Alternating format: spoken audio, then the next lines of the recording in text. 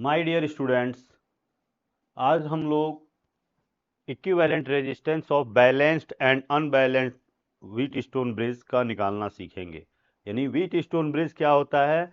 तो यह एक तरह के 5 रजिस्टर्स का कॉम्बिनेशन होता है। आप यहाँ इसमें फिगर में देख सकते हो कि पी, क्यू, आर और एस, ये 4 रजिस्टर्स हैं। और ये पांचवा रजिस्टर जो है गैल्वेनोमीटर है, इसको हम 5th रजिस्टर की तरह ट्रीट कर सकते हैं। तो ये 5 रजिस्टर्स का कॉम्बिनेशन होता है। और ये व्हीट स्टोन ब्रिज बैलेंस तब होता है जब इन रजिस्टर्स का ratio P by R is same as Q by S. If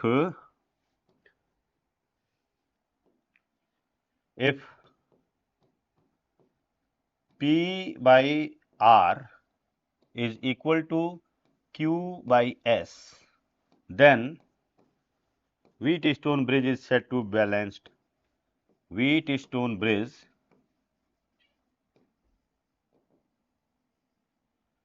is said to be balanced.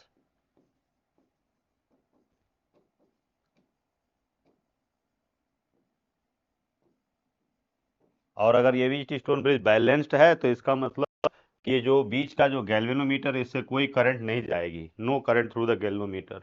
तो फिर ये जो गैल्वेनोमीटर है वो बेकार हो गया, इसको हम यूज नहीं करेंगे। इसको हम ये मान के चलेंगे कि इसको हम हटा सकते हैं यहाँ से। और फिर हम कह सकते हैं कि P और Q ये दोनों सीरीज में होंगे, R और S सीरीज में होंगे, तो फिर इक्विवेलेंट रेजिस्टेंस इनका निकाला जा सकता है। Therefore P and Q are in series and R and S are also in series। तो P और Q का जो इक्विवेलेंट रेजिस्टेंस होगा वो हो जाएगा कितना? ये हो जाएगा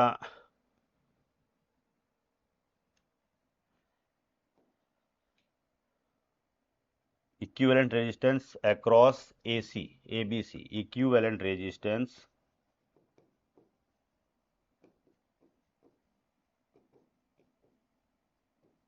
across A, B and C. This is equal to P plus Q and equivalent resistance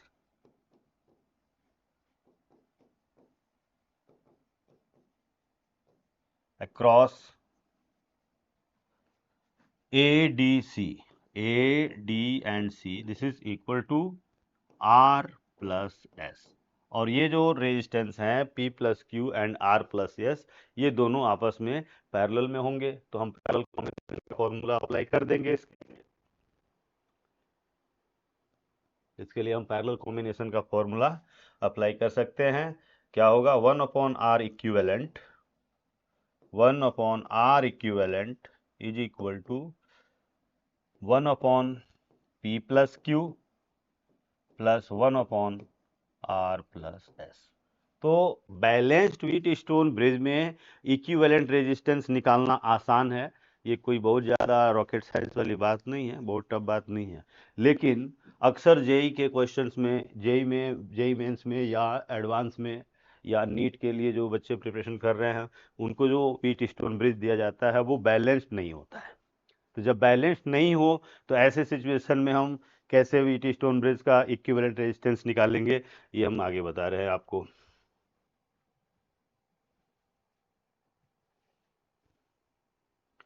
चलिए मैं यहाँ एक बना रहा हूँ figure unbalanced wheat stone bridge का। जैसे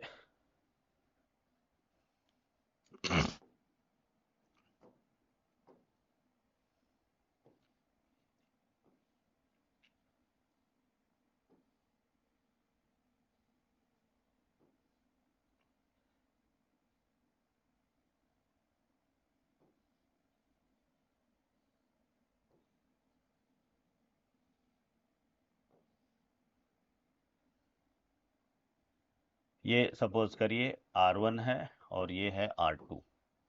this is R3 and this is R4 and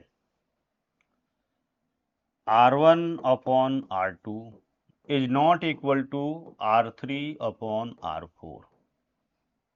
अगर ये ऐसा नहीं है, यानी कि ये दोनों, इनका रेशियो R1 अपॉन R2 और R3 अपॉन R4 का रेशियो सेम नहीं है, तो ये व्हीट स्टोन ब्रिज बैलेंस्ड नहीं होगा। यहाँ पे एक और रजिस्टर है बीच में, हमने ले लिया, ये है R5।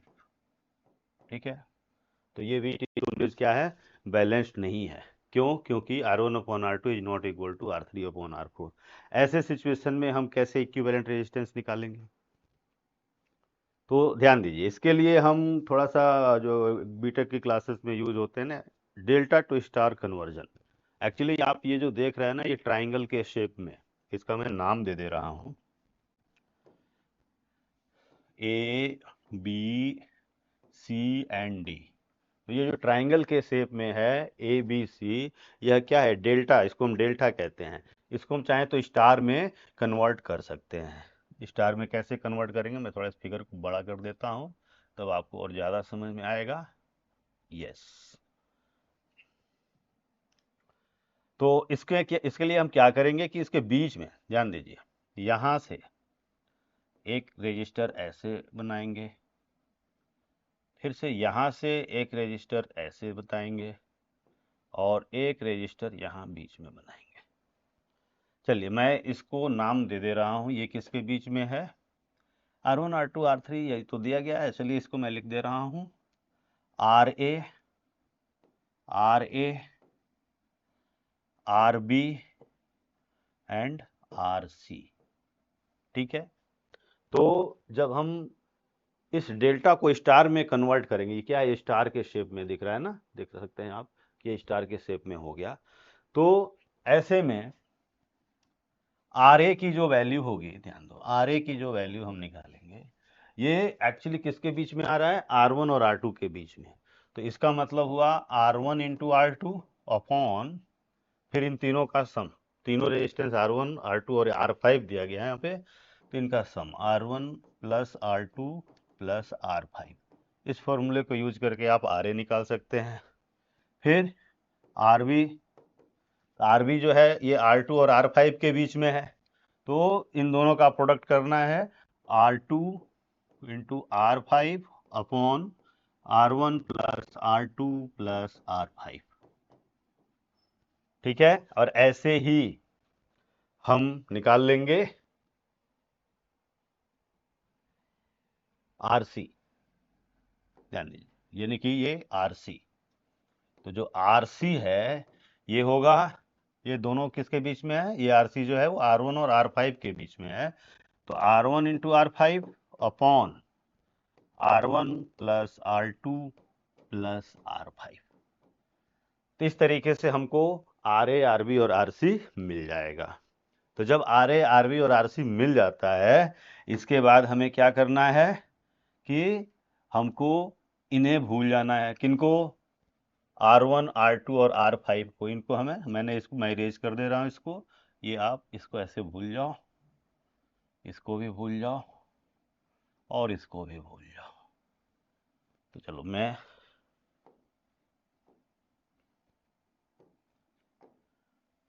इसको बना दे रहा हूँ इस तरीके से।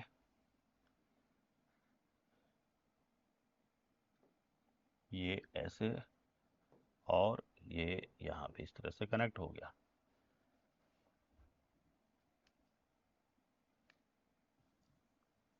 मैं इसको पूरा अच्छे से बना दे रहा हूँ कि जब हम RA RB RC निकाल लेंगे तो उसके बाद है,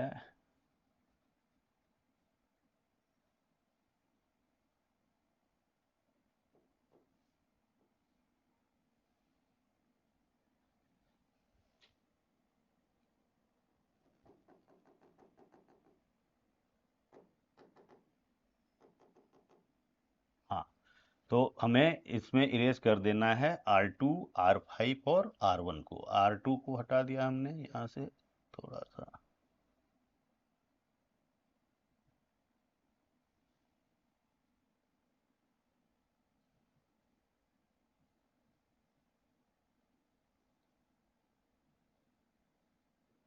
यानी हमको इन तीन को ही रखना है, बाकी सब भूल जाना है।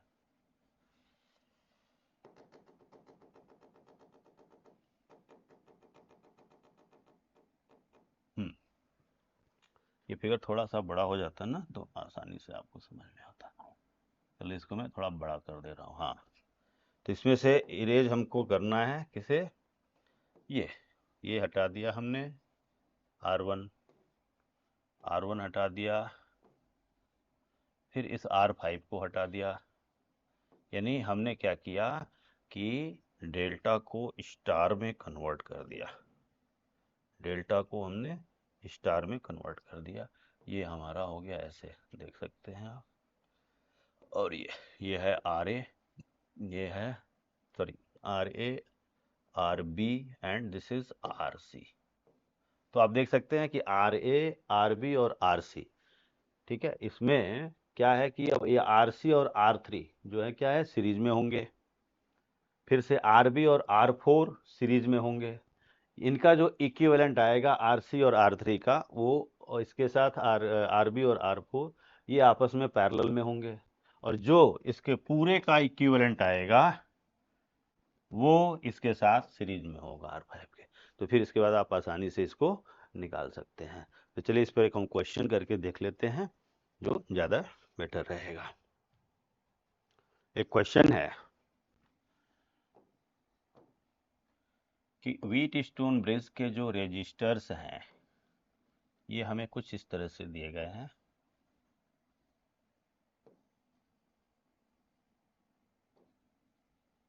जैसे सपोज करिए ये 2 ओम है, ये 1 ओम है, ये 1 ओम है, ये 2 ओम है, और ये बीच में 3 ओम का रजिस्टर है।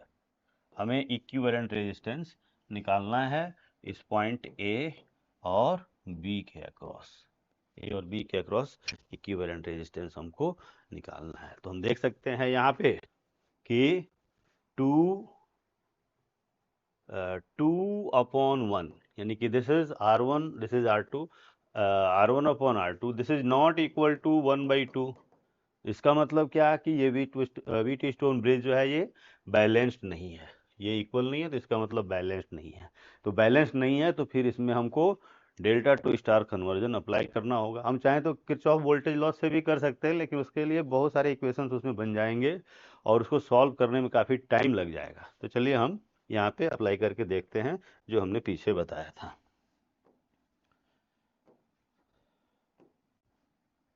हमने क्या किया, बीच में एक रजिस्टर ये मान लिया, एक रजिस्टर इसको बना दिया और एक रजिस्टर ये, इसको मैंने लिख दिया RA, ये है RB और ये है RC। तो हमने जो फॉर्मूला पीछे बताया अभी वीडियो में, तो उसके अकॉर्डिंग RA की जो वैल्यू होगी, ये किसके बीच में है, RA 2 और 1 के बीच में है। तो 2 × 1 upon 2 + 1 + 3 that is equal to 2/6, that is equal to 1/3 ओम। तो यह आ गया कितना, RA की वैल्यू 1/3 ओम आ गई। RB की जो वैल्यू होगी, ये RB की वैल्यू 1 × 3, ये RB किसके बीच में है, 1 और 3 के बीच में, तो 1 × 3 upon 2 + 1 +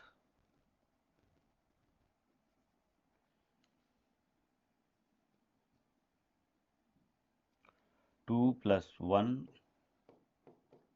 + 3 that is 3/6 and this is equal to 1/2 ओम। ऐसे ही हम RC निकाल देंगे। तो RC की वैल्यू जो है, RC जो है 2 और 3 के बीच में है, तो 2 × 3/6, नीचे तो 6 ही आ रहा है सब में, तो यह आ जाएगा 1 ओम का। ठीक है, इसके बाद हम किसको इरेज कर देंगे, तो ये 1, 2 और 3 को इरेज कर देंगे। तो चलिए हम इसको इरेज कर देते हैं। ये हटा दिया हमने, फिर से इसको हटा दिया हमने, फिर से इसको भी हटा दिया हमने। तो हमारे पास बच गए क्या, हमारे पास बच गए ये RA, RB जो है वो ये है, और RC यानी ये। तो अब आप देख सकते हो कि जो RA हमारा आया है ये है 1/3 ओम, RB जो आया है ये है 1/2 ओम, और RC जो है ये आया है 1 ओम, ये 1 ओम का है। तो हम कह सकते हैं ये 1 और ये 1 सीरीज में हो गए, ये 1/2 और ये 1/2 सीरीज में हो गए, आपस में ये पैरेलल में हो गए। तो फिर मैं इसको आगे बता रहा हूँ कि इक्विवेलेंट रेजिस्टेंस इसमें निकालेंगे कैसे। देखिए यहाँ पर हम कह सकते हैं कि ये RC और R1 सॉरी ये 1 ओम और ये 1 ओम मिल करके 2 ओम हो गया, यानी इसका इक्विवेलेंट डायग्राम मैं इधर बनाते चल रहा हूँ, आप समझ जाओगे कि ये एक रेजिस्टर हो गया पहला 1/3 ओम का, ये 1/3 ओम का रेजिस्टर हो गया।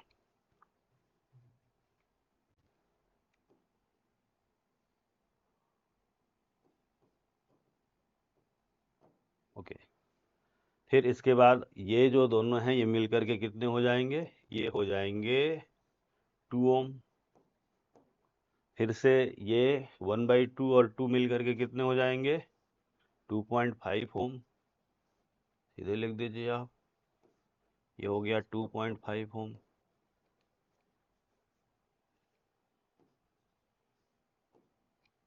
ये हो गया 2.5 ओम। तो फिर ये आपस में पैरेलल में है, तो फिर इसका और इक्विवेलेंट डायग्राम हम बना के देखेंगे। तो ये हो गया 3 ओम, सॉरी 1/3 ओम एंड ये 2 और 2.5 ये पैरेलल में है, तो इनको हम यहाँ रफ करके निकाल लेंगे। चलिए हम रफ करके देख लेते हैं।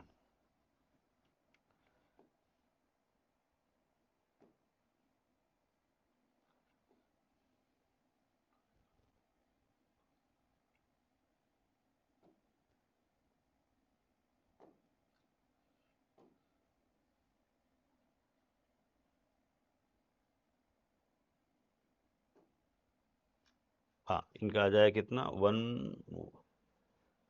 ये इधर मैं रफ करके देखता हूँ, 1/1/R is equal to 1/2 plus 1/2.5। तो इससे R की जो वैल्यू होगी ये होगी 2.5 इंटू 2 अपॉन 2 प्लस 2.5। सॉल्व करेंगे तो कितना आ जाएगा, ये होगा 5/4.5, ये आ गया 5/4.5। ये हो गया 5/4.5। तो ये आ गया, यानी कि यहाँ पर ये जो रेजिस्टेंस होगा ये हो गया 5/4.5 ओम। तो फिर अब ये दोनों कैसे हो गए, सीरीज में हो गए। तो